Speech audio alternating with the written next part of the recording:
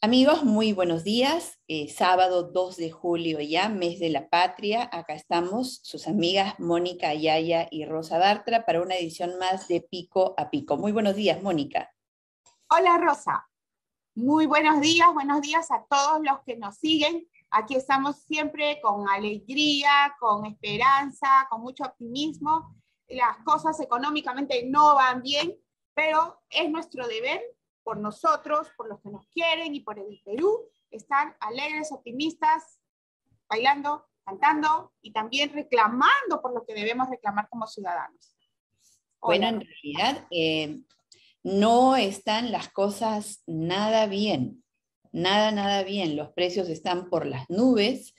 Y no creo que la alternativa sea caminar o comprar otra cosa, porque ya no hay ni pollo ni pescado ni nada está barato, todo está caro. Al final, como decía la parodia esa que le hicieron a Aníbal Torres, el pollo no estaba vivo ni muerto, ¿no? El pollo está caro. Desaparecido. O peor, desapareció. Ni vivo ni muerto, está desaparecido. Y a propósito, me comentan que este lunes habrá nuevamente paro, pero en esta ocasión un poco más preocupante, porque será un paro general de transportistas, lógicamente porque el precio del combustible ha subido Y es que demasiado, eso, o sea, no es que ha subido, demasiado, demasiado. Yo no sé si en otras demasiado. partes del mundo Y están sabes, subiendo esa proporción como sube en el Perú. Y sabes qué, Mónica, yo creo que también ya es tiempo de empezar a visibilizar, como dicen los caviares, algunas cosas, ¿no? El tema del precio del combustible y su relación con la refinería inútil de Talara es realmente algo de lo que no se habla casi nada, por la cual nadie ha pagado nada, que fue la gran obra de Humberto Campodónico, que ahora es presidente de Petroperú. O sea, al gran responsable del precio del combustible en este momento, porque subsidiamos esa refinería inútil, lo hemos premiado, no nosotros, el señor Castillo lo ha premiado con darle la presidencia del directorio, cosas que solo pasan en el Perú y de las cuales tenemos que hablar, como hablamos acá, en Pico a Pico, claro, porque acá nosotros no nos debemos a nadie, acá no hay mermelada, acá no hay más que dos patriotas que comentan el quehacer de la semana. Y esta ha sido sin duda, Mónica, una semana movida. El día de anteayer, el jueves, el Pleno del Congreso censuró a Dimitri Senmache, el ministro cuarto que el Congreso censura, la cifra más alta en los últimos 30 años de ministros censurados por el Congreso en su primer año. Yo creo que es la más alta de todo el periodo, ya incluso ya superaron al número de ministros sancionados por un periodo legislativo, lo cual hace de esta gestión una de las gestiones más inestables de la historia de los últimos tiempos. Y eso es algo que definitivamente debe preocuparnos. Ya tenemos a Dimitri Senmache censurado y tenemos a Pedro Castillo renunciado, no sé si lo podemos llamar así, porque creo que lo han renunciado, realmente no ha renunciado él, sino lo renunció con su invitación a salir de Vladimir Cerrón. Así que esta semana, digamos que dentro de los acontecimientos últimos que hemos tenido para comentar, tenemos esta censura y también la renuncia de Pedro Castillo. ¿Qué te parece? ¿Qué te genera como opinión esta censura al ministro del Interior? Un paréntesis para retomar lo primero que dijiste, ¿no? Respecto al alza de los precios, y yo solamente quisiera dar algunas cifras oficiales sobre el alza de los precios del combustible publicadas por Ocinermin, no por Mónica Ayaya, no por Rosa Bartra, no por Pico a Pico, sino cifras oficiales de Ocinermin. Mira, Rosita, por ejemplo, el GLP, en julio del año 2021, el galón de GLP estaba 5.51, hoy está 5.94, todavía eso se está manteniendo. Pero mira la gasolina de 97. El año pasado, julio 25, estaba 9 soles con 7 céntimos el galón de combustible de 97. 9 soles, hoy está 16 soles. El de 95, el año pasado, julio, estaba el galón, la gasolina de 95, ¿ah? 8.89, 8.89, hoy 15.94. El año pasado, la gasolina de 90 estaba 8.63, julio a estas alturas, hoy está 14.24. Y el diésel, que es el que más se utiliza para el transporte público, el año pasado, julio del 2021, estaba 7.97 el galón. 7.97. ¿Cuánto crees que está ahora, Rosita? 14.80. De 7.97 a 14.80 son los precios de referencia de Simelmin. O sea, en los grifos este combustible puede estar mucho más caro. Respecto a lo de la refinería de Talara. La censura, disculpa. La censura. La idea de Talara, por Dios.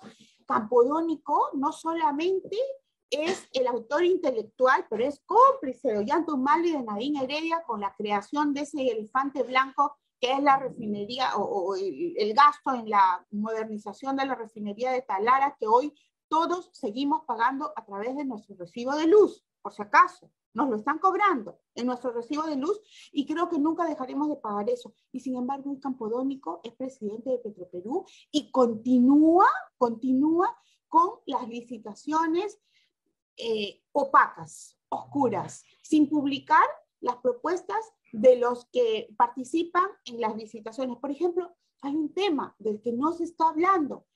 Igual, el año pasado estuvimos pagando aproximadamente $27 por barril de biodiesel. 27. ¿Hoy sabes cuánto estamos pagando, Rosita? 51.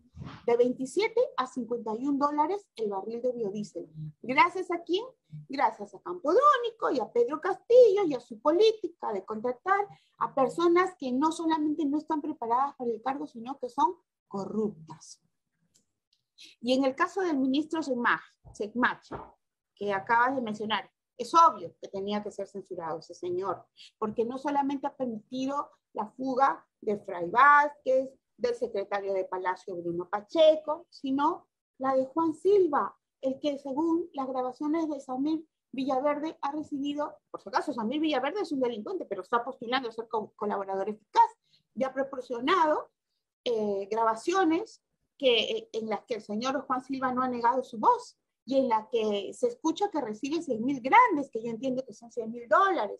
Entonces, eso no me sorprende. Aquí, de todos modos, yo creo que hay que resaltar que el señor Seymache se ha ido con los votos de 16 congresistas de Perú Libre. Pero no porque sean buenos, no porque sean honestos. Mira tú que en la carta que envía Perú Libre, creo, disponiendo el apartamiento del señor Pedro Castillo, en ninguna palabra toca el tema corrupción.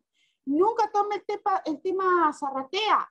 Jamás toca el tema de Carolín López. Entonces, no es que los de Perú Libre sean buenos, se hayan vuelto honestos, hayan ido y se hayan confesado y ahora quieran ser buenas personas. No, es por oportunismo político, porque se vienen las elecciones regionales y municipales. ¿Verdad? Es puro oportunismo político. Mira, también se votó en la Comisión de Fiscalización, Rosita, el informe. El informe por el que se acusa a Pedro Castillo por los casos de Zarratea, Puente Tarata. Se está confirmando lo que dice además la señora Carolín López, porque ya la Universidad César Vallejo ha dicho que efectivamente esa tesis no tiene, creo, ni la mitad de originalidad. Y tampoco es porque César Acuña se haya vuelto bueno, es porque está postulando la acreditación internacional su universidad. Entonces, a mí me llamó mucho la atención la publicación de las votaciones que se hicieron al interior de la Comisión de Fiscalización, porque aparentemente había votado a favor de la comisión, a favor de la acusación contra Pedro Castillo, un integrante de esta bancada llamada Grupo Magisterial, ¿cómo se llama? Bancada Magisterial. Bancada Magisterial, que había votado a favor de la inclusión de Pedro Castillo o la acusación de Pedro Castillo. Bueno, hoy día ha dicho que se equivocó. ¿no? Que se equivocó y va a rectificar su voto. Y yo creo que sí se equivocó, porque esta congresista es una de las que también visitó Zarratea, Rosita. Pero eso también dice mal de la seriedad con la que se toman este tipo de informes que por ser tan complejos, Mónica, mira, a ver, yo creo, coincido contigo en que Dimitris Enmache estuvo muy bien censurado, además que es un ministro que nunca supo comportarse a la altura del cargo, nunca, era un ministro achorado, pechador, en fin, alguien que no respondió para nada a la expectativa que se pudo tener en algún momento por su supuesta experiencia. Nada, cero, nada. Así que muy bien que se haya ido, muy bien el Congreso en haberlo sacado y esperemos que esta vez Pedro Castillo no designe a alguien peor, porque cada vez que sale alguien, por desgracia, lo sucede a alguien que hace peor las cosas. Entonces, a ver, en ese sentido, muy bien, esperemos la designación nueva. Pero en el último tema que tú acabas de mencionar, tengo algunos reparos, Mónica. Es con respecto al informe de la Comisión de Fiscalización. Me parece que han hecho su trabajo, han investigado, sin embargo, estamos frente a la protección constitucional que tiene Pedro Castillo por el artículo 117, que es la protección más alta, es la protección de un rey, es la protección de un monarca, es una protección que no debería existir en la Constitución. Ese artículo 117 dice que no se puede acusar al presidente de la República durante su mandato más que por el delito de traición a la patria. Y otras, o sea, el único delito por el cual se puede acusar es traición a la patria. Y otras 3 infracciones constitucionales: disolver el Congreso por fuera de lo establecido en la Constitución, impedir su funcionamiento o impedir las elecciones regionales o municipales. Ninguna de las 3 causales, en realidad ninguno de los 4 delitos son fáciles ni de cometer, y si se cometen, de una difícil probanza. Y ninguno de ellos encaja en las conclusiones del informe de la Comisión de Fiscalización. ¿Por qué rescato esto, Mónica? Porque el Congreso, si realmente tuviese la voluntad de impulsar una investigación real al presidente, habría modificado ya el artículo 117. Yo no entiendo por qué es que casi nadie quiere no solamente hablar del tema, sino comprender que mientras el presidente siga protegido por la Constitución, vamos a seguir empantanados en el tema de interpretaciones. Y al final el Ministerio Público y el Poder Judicial, que ya se pronunció diciendo que no puede haber ni siquiera investigación preparatoria para el presidente. ¿A dónde vamos a llegar, Mónica? Va a ser un paseo, va a ser más de lo mismo. Si el Congreso, así como lo ha decidido la Comisión de Fiscalización, tiene la evidencia suficiente, tiene el material que puede conducir a un proceso que termine con una sanción severa, la cárcel, la destitución, la inhabilitación, al señor Pedro Castillo, ¿por qué? ¿Por qué no modifican el artículo 117 de la Constitución? ¿Por qué mantienen ese blindaje absurdo? Porque los tiempos no están para tener un presidente blindado por todos los costados. No. Y en todo caso sabemos que alcanzar los 87 votos para la vacancia es un número que ellos mismos reconocen todo el tiempo, desde todos los frentes, que es inalcanzable. Entonces, ¿de qué estamos hablando, Mónica? Es eso, y no el hecho de que yo no crea que Pedro Castillo tenga responsabilidad, lo que permanentemente me ha hecho cuestionar las formas, porque al final no podemos nosotros destruir lo poco de institucionalidad que le queda al Perú. No podemos nosotros zurrarnos en la Constitución. No se puede. Hay que respetarla. Y para respetarla, perfectamente podemos modificarla y hacerla viable para los tiempos de corrupción en los cuales vivimos. Yo imagino, o sea, de hecho, que tú y yo no coincidimos en ese tema, ¿no? Porque yo creo que la interpretación de la Constitución tiene que ser en función de la realidad y ya hemos discutido esto antes, muchas veces. Es un lugar propicio, ¿cómo llamarlo? ¿Cómo utilizar la palabra correcta? Es un país que pasa por ciclos, ¿verdad?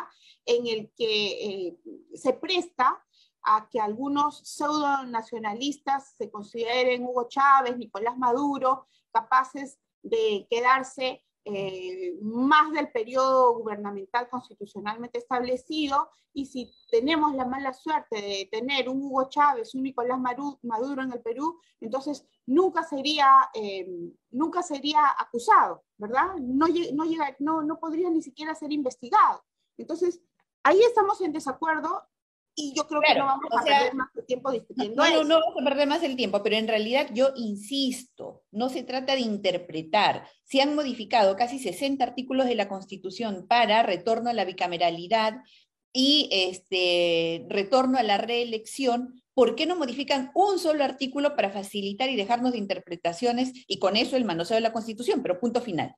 Porque seguramente con eso se va a favorecer a Pedro Castillo, porque va a decir que no le pueden aplicar retroactivamente la norma y que entonces tenía razón en el sentido de que no puede ser investigado. Quizás por eso. No sé, no estoy en la mente de los congresistas, pero yo creo que eso utilizaría su abogado, Benji Castillo, que para escapando, dijeron que se sometían a las investigaciones, y ahora por propio consejo de Benji Castillo, en una jugada muy sucia contra la democracia, yo veo que se siguen escapando. Entonces, quizás utilizarán ese argumento para decir, miren, ya ven, no puede ser investigado, y es por eso que han tenido que cambiar la Constitución, ¿no? Pienso. Ahora, yo creo que la Constitución tiene que ser interpretada, no puede ser leída y aplicada de manera literal. Pero a mí me gustaría pasar a un tema en el que quisiera saber cuál es tu opinión, ¿no? Tú que has sido congresista. ¿Qué te parece en la actuación de Nano Guerra García? Algo que ha sido tomado de manera un poco farandulesca, ¿no? ¿Qué te parece a ti que un congresista de la República, y además alguien que sustenta un informe tan importante, atienda sus funciones congresales desde la playa, ¿no?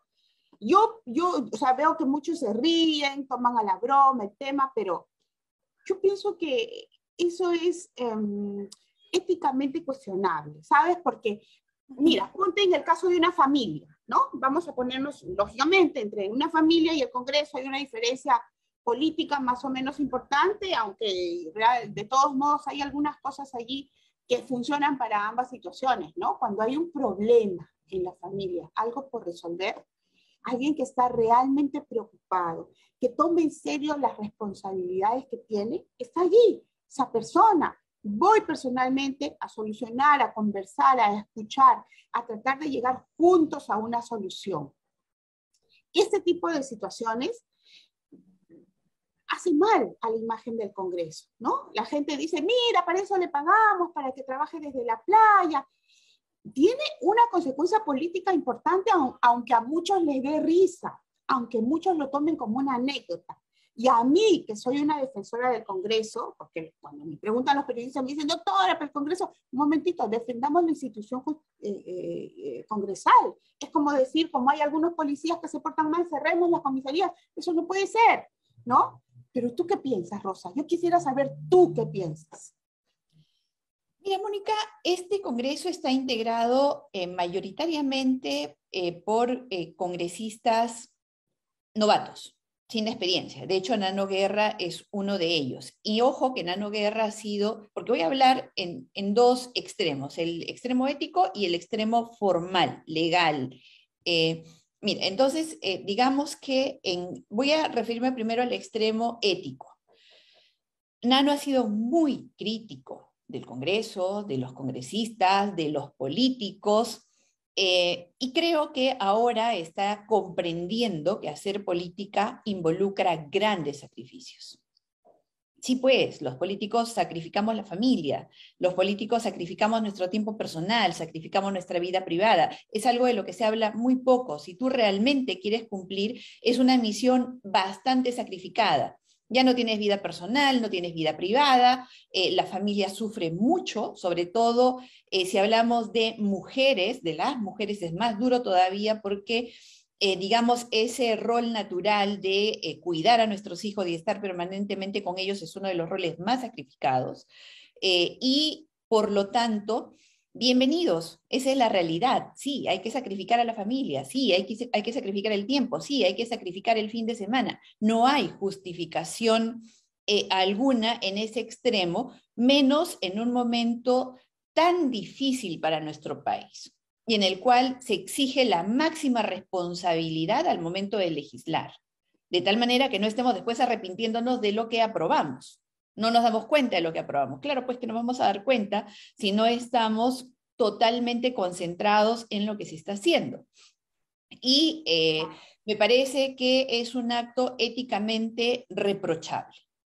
Reprochable. Ya verá la Comisión de Ética qué es lo que hace. Ahora, vamos al otro extremo. Yo creo que esto replantea el trabajo remoto, porque es verdad que Nano Guerra estuvo presente en la comisión, es verdad que participó del debate, es verdad que iba a votar, y es verdad también que si su cámara no se hubiese encendido, nadie hubiese conocido que él estaba en la playa, sin polo, tomando el sol, con sus lentes y su sombrero. No, nadie se habría percatado de eso.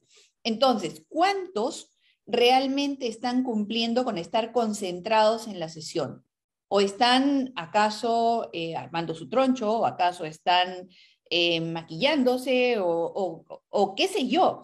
El trabajo de legislar, de representar, de fiscalizar, al tener tú la voz de millones de peruanos, al representar la voz de millones de peruanos de la cual no te puedes sustraer, exige, y así lo dice la Constitución claramente, que estés al 100%, a dedicación exclusiva. No porque, oye, pobrecitos los congresistas, no, porque tienes una responsabilidad enorme sobre los hombros, que es llevar la voz de todos los peruanos. Sí. Y controlar al poder. ¿Cómo controlas el poder si no estás concentrado al 100%? ¿Cómo legislas adecuadamente si no estás concentrado al 100%? Bienvenidos, esta es la realidad de los políticos. Y esta es la realidad de los políticos cuando realmente se dedican a trabajar y no cuando creen que es solamente cuestión de criticar, cuestión de levantar la voz o cuestión de ser un moralista, entre comillas. No, ese es un rol sacrificado que exige preparación, que exige compromiso y que exige una conducta ética a prueba de cualquier cosa. Así es, así es. Ojo, Mónica, para cerrar bien el tema, repasemos el trabajo remoto en el Congreso de la República. En el Congreso, ¿no? En el Congreso, porque el trabajo remoto realmente es bueno, realmente es bueno. Al Poder Judicial, por ejemplo, está ayudando muchísimo con la descarga, con la descarga de expedientes que estaba absolutamente comprometida, pero en el Congreso de la República, en el cual, y ojo que en el Poder Judicial se exige la Cámara prendida. Claro. Se exige la cámara prendida. O sea, claro. Yo creo que también tiene que ver con cómo se administra el trabajo remoto en el Congreso de la República en estricto.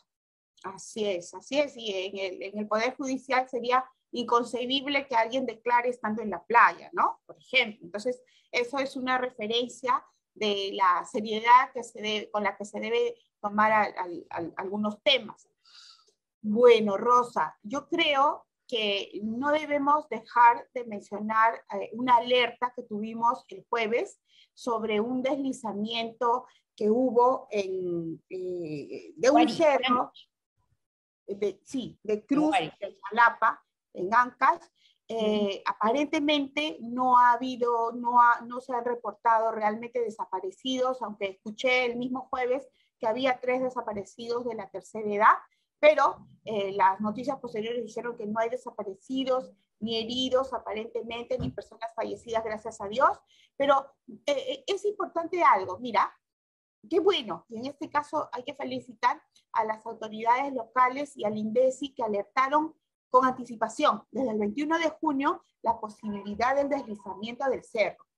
Y esto permitió que las personas de la localidad evacúen, la mayoría de las personas de la localidad evacuaron la zona colindante con el cerro Cruz de Chalapa, y gracias a Dios no hemos tenido en estos momentos nada que lamentar. Como sí lamentamos, por ejemplo, seguimos lamentando fallecimientos de peruanos que no han tenido, desde mi punto de vista, la atención de la justicia, ¿no? Hace poco se celebró el Día del Campesino y el señor Francisco Sagasti no dedicó ni una palabra a los fallecidos, a los trabajadores agrorurales que fallecieron en Virú durante su gobierno.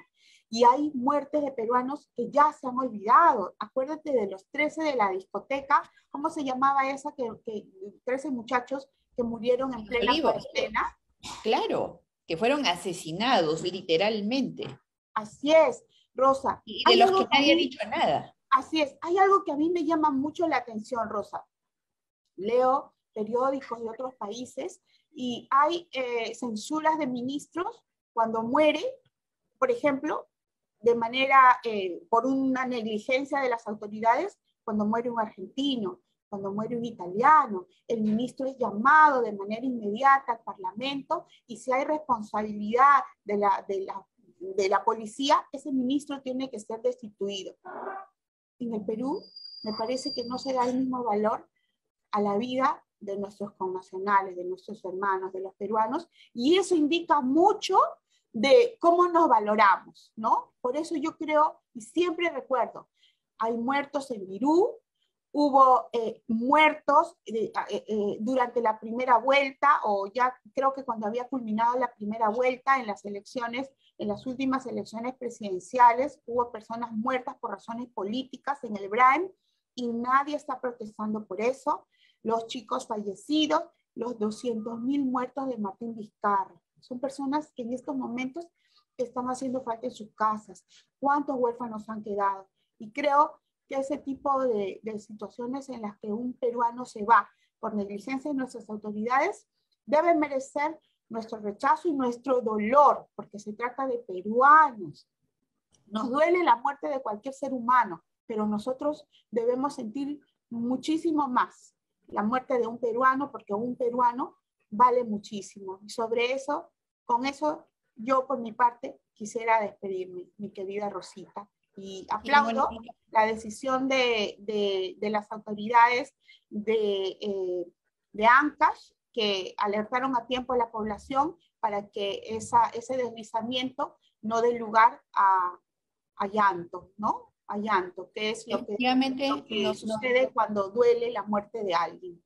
Nos recuerda que